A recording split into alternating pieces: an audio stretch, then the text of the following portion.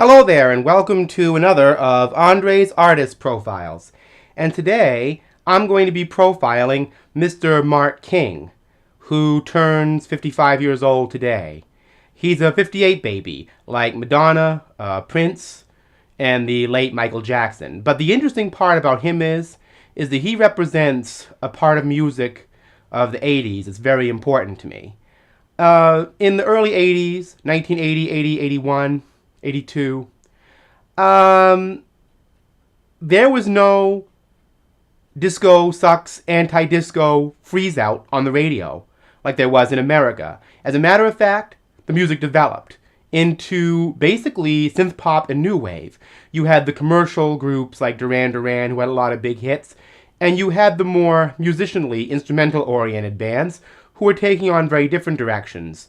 And Mark King's Level 42 was one of them. They were basically a jazz funk band with a very tight pop constructivist attitude.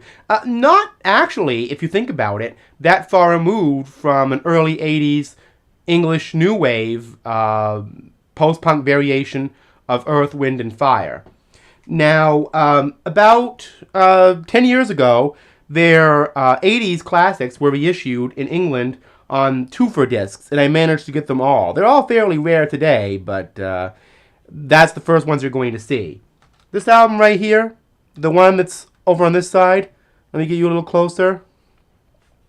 This one right here, that is actually the first Level 42 album that came out, and it actually had a pretty big hit on it called Love Games. But there's some great songs on here like Turn It On and my goodness, Star Child, Why Are You Leaving? And there's an instrumental on here called Heathrow. They were one of the few bands in their group that was actually doing instrumentals. This album, both of these records are constructed very much like jazz funk fusion records. This album was recorded in the, I believe, the basement of a rug factory that Level 42 were working at in 1980.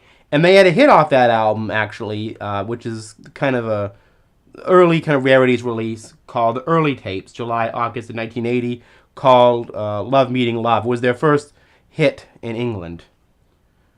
There's a picture of them in the back. Let me see if I can open it up. There's the band as they appeared around 1981. There's Mark around that time. Mike Lindup and Gould Brothers.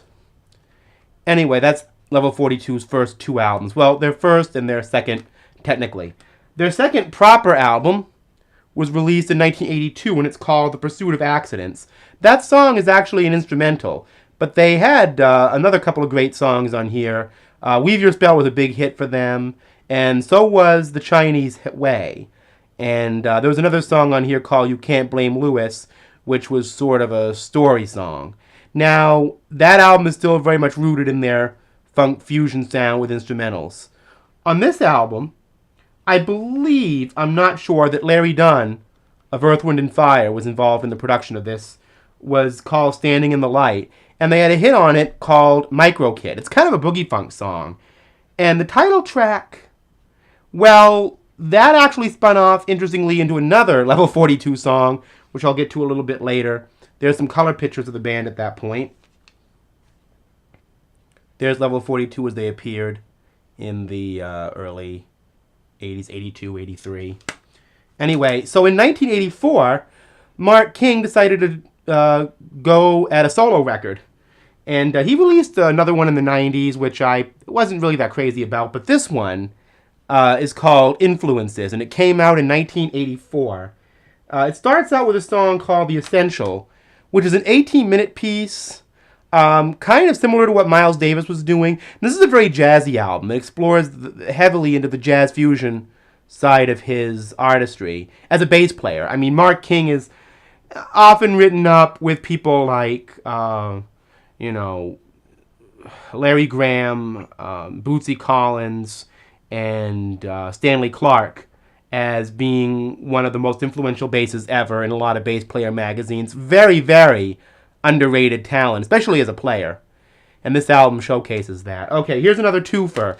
The first album you see there is actually from 1984 as well. That is called True Colors.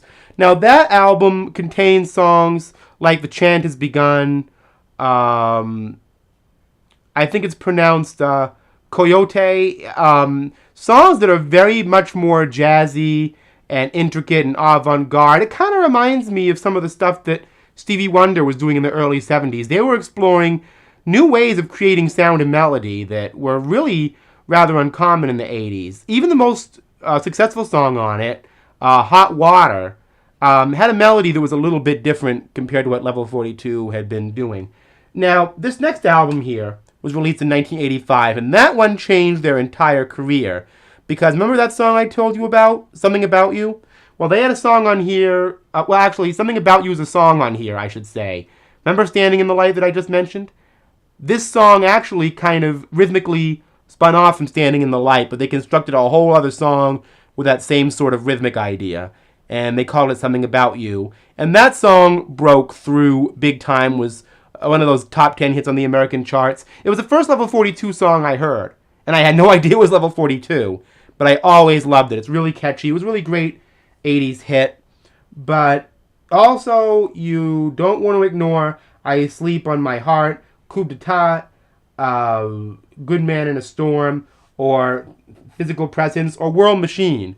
This is the last of their kind of Latin, jazz, funk-oriented records.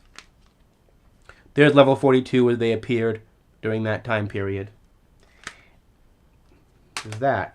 Now, on these albums, by Running in the Family, which came out in 1986, Level 42 were at their height and their commercial peak. Now, this album has a song called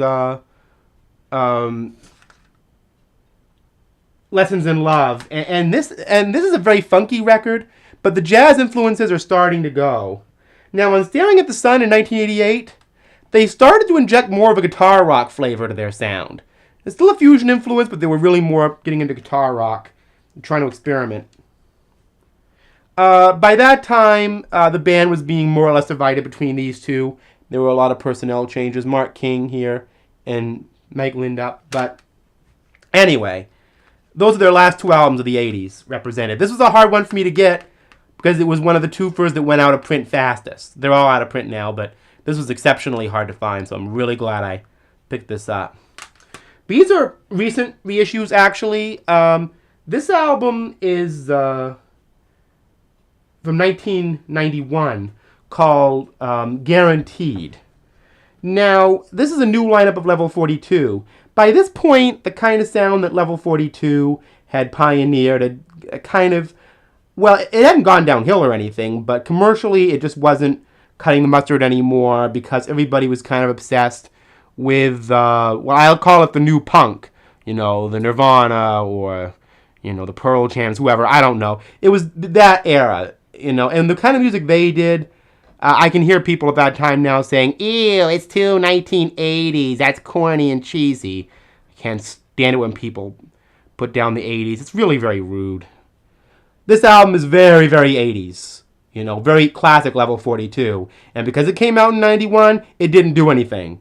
But it's an excellent album. Don't fool yourself into thinking otherwise. And it has some wonderful bonus tracks. It was probably pretty big in England. And fans probably loved this. And I gather this probably had some hits. But in America, I don't think it did anything. They were finished in America. Okay? America was fascinated with all the alternative rock stuff. Anyway, here we go. It is 1994, and Level 42 give it another try with Forever Now. Primarily, although they were maintaining a band, it was primarily Mark King and Mike Lindup by this time. This album is okay, but, a little typical of the times that it was recorded in, you could say, sort of some kind of light hip-hop, soul, and, adult contemporary elements coming into it. But, it's still a good album. Level 42 were always a great group, and Level 40, Mark King is extremely underrated and wonderful bassist. One of my favorite bass players, actually, and probably my favorite bass player to come from England, basically. So anyway, that's my Level 42 collection. I just wanted to tell you a little bit about Mark King for those of you not in the know. And they're a great band. If you haven't heard of them, you should check out more of their albums. They are a lot more than just the two big hits they had, you know, Lessons in Love and Something About You. And of course, musician fans already know that, but for those of you who don't, check out these records if you can. They're more than worth it. So happy birthday to Mark King. I'll see you next time.